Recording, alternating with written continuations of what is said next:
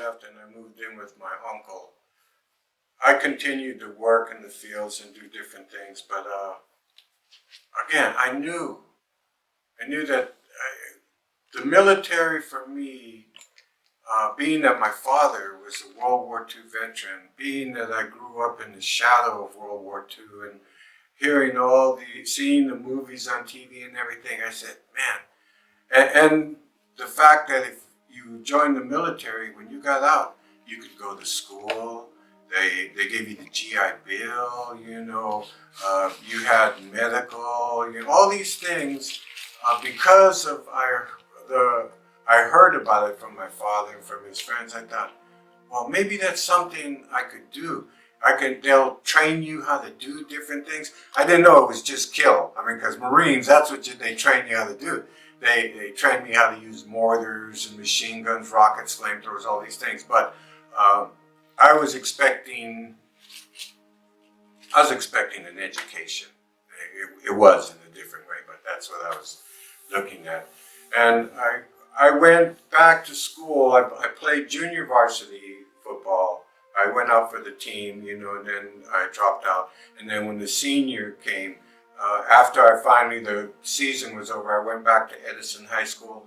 And then because I was bigger up on top and stuff, I thought, well, I'll go off to the football team. So I did. And I got cut later on. But the training I got in football gave me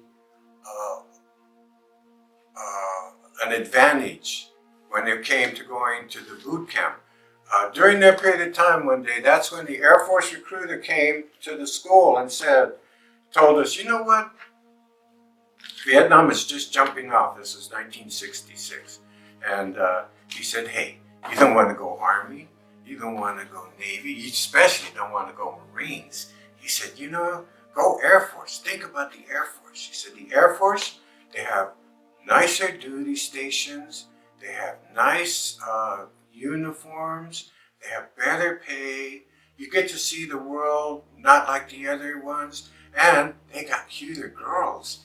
And I thought to myself, yeah, that's where I'm going. I'm going to the Air Force. So after I stopped officially going to Edison High School in my senior year, I went down to the recruiter's office and I signed up for the United States Air Force, and I took all their tests and everything, and the gentleman said, what would you like to do?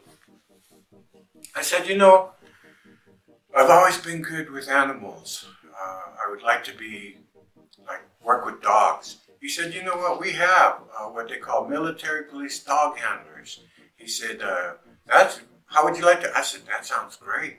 He said, okay. So I took all the tests and everything, passed them, and then he said, right now, we have a 6-month to 2-year waiting list to get into the Air Force, into what you want to do. He said, so, just be patient. Don't call us, we'll call you. When we got an opening, we'll get a hold of you. I said, okay, that sounds great. Well, I walked out down the hall, and there's 5 of my high school buddies all going into the Marines. And they said, Larry, come on, join on the buddy system with us. And I thought, oh, wow, okay, 100 true and false questions. If you cannot read them, we will read them for you.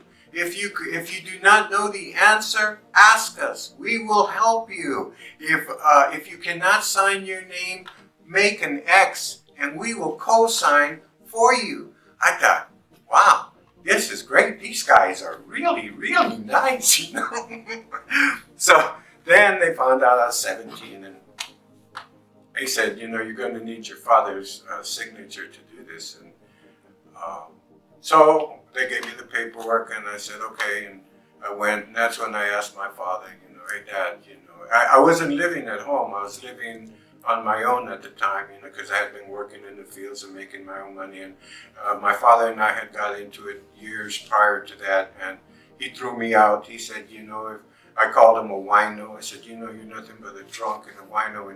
And he probably would have kicked my ass if his friend Gene wasn't there and stopped him and said, Adolf, that's your son.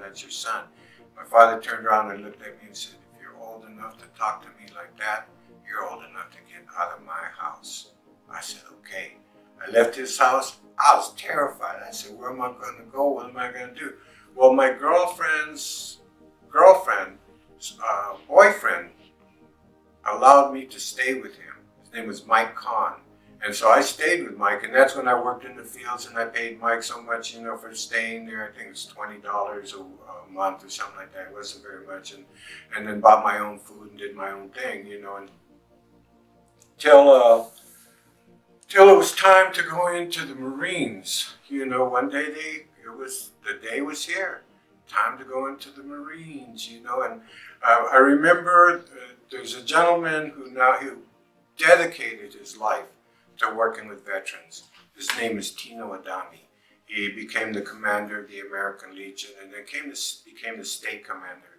He has done many things to help. He dedicated his life to work with veterans. And I met him right before I went to Vietnam. He was in the Marine Corps uniform and he saw me and he said, you going in the Marines? I said, yes, I am. And they were throwing a going away party for me to go away. And he said, hey, I just came back from Vietnam, man. He said, you be careful, brother. Keep your head down. I said, okay, thank you.